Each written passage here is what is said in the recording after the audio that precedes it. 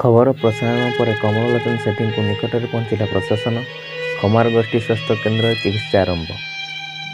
ଅନୁଗୁଳ ଜିଲ୍ଲାପାଳ ଓ ମାନ୍ୟବର ସ୍ୱାସ୍ଥ୍ୟ ମନ୍ତ୍ରୀଙ୍କ ହସ୍ତକ୍ଷେପ ପରେ କମଳଲୋଚନଙ୍କ ପାଖକୁ ପହଞ୍ଚିଲା ଚିକିତ୍ସା ଅଧିକାରୀ ବୃନ୍ଦ ଓ ଖମାର ଗୋଷ୍ଠୀ ସ୍ୱାସ୍ଥ୍ୟ କେନ୍ଦ୍ରରେ ଭାରପ୍ରାପ୍ତ ଅଧିକାରୀ ଶଶିକାନ୍ତ ବେହେରା ସମସ୍ତ ସାହାଯ୍ୟ ସହଯୋଗରେ ଉତ୍ତମ ଚିକିତ୍ସା କରାଉଛନ୍ତି।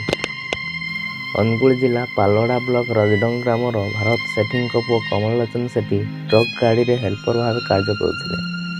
ସେହି ସମୟରେ ଦୁର୍ଘଟଣା ହେଲା ଫଳରେ ତାଙ୍କର ଦୁଇଟି ଯାକ ଗୋଡ଼ ଭାଙ୍ଗି ଯାଇଥିଲା। ଦୀର୍ଘ 1 ବର୍ଷ ପାଖାପାଖି ହେବ ସେ ଭଙ୍ଗା ଦଦରା ଘରେ ବିଛଣା ପରେ ପଡ଼ି ରହିଥିଲେ। ଏନେଇ ଖବର ପାଇ ଭାରତୀୟ ହ୍ୟୁମାନ୍ ରାଇଟ୍ସ କାଉନସିଲର ପାଲଲହଡ଼ା ସଦସ୍ୟ ତଥା ସମାଜସେବୀ ପଦ୍ମଚରଣ ସାମଲ ଓ ଜାତୀୟ କାର୍ଯ୍ୟତର ସଭାପତି ତଥା ସମାଜସେବୀ ଦୁଃଖବନ୍ଧୁ ବିଶ୍ୱାଳ ସେଠାକୁ ପହଞ୍ଚି ସାହାଯ୍ୟ ସହଯୋଗ କରିଥିଲେ ଓ ତାଙ୍କର କିପରି ଉତ୍ତମ ଚିକିତ୍ସା ହୋଇପାରିବ ଏନେଇ ପ୍ରଶାସନକୁ ଅବଗତି କରାଇ ଟ୍ୱିଟ୍ ଯୋଗେ ଜିଲ୍ଲାପାଳ ଓ ସ୍ୱାସ୍ଥ୍ୟ ମନ୍ତ୍ରୀଙ୍କୁ ଜଣାଇଥିଲେ।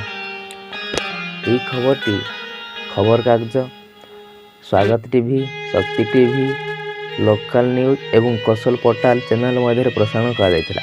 ଭାରତୀୟ ମାନବ ଅଧିକାର ପରିଷଦ ତରଫରୁ ଟ୍ୱିଟ୍ ହେଲା ପରେ ଚିକିତ୍ସା ଅଧିକାରୀ ବିଭାଗ ଓ ଭାରପ୍ରାପ୍ତ ଅଧିକାରୀ ଶଶିକାନ୍ତ ବେହେରା କମଳଲୋଚନଙ୍କ ପାଖକୁ ପହଞ୍ଚି ତାଙ୍କୁ ସରକାରୀ ଗାଡ଼ି ଯୋଗେ ଖମାର ଗୋଷ୍ଠୀ ସ୍ୱାସ୍ଥ୍ୟ କେନ୍ଦ୍ରକୁ ନେଇଥିଲେ।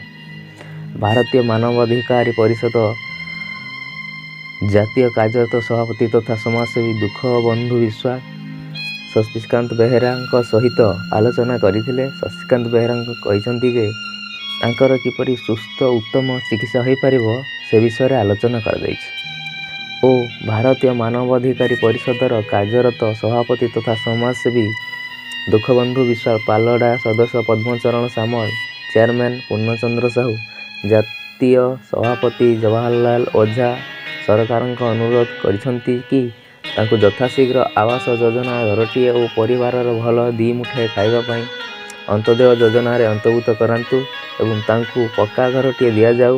ରୋଗୀ ବ୍ୟକ୍ତି କମଳଲୋଚନ କେତେଦିନ ଭଙ୍ଗା ଦଦରା ଘରେ ଜୀବନ କାଟିବେ।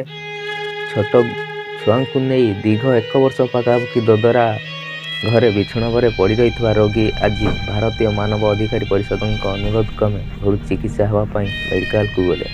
ଏନେଇ ରଜଡଙ୍ଗ ଗ୍ରାମବାସୀ ଭାରତୀୟ ହ୍ୟୁମାନ୍ ରାଇଟ୍ସ କାଉନସିଲକୁ ପ୍ରଶାସନକୁ ସାଧୁବାଦ ଜଣାଇଛନ୍ତି।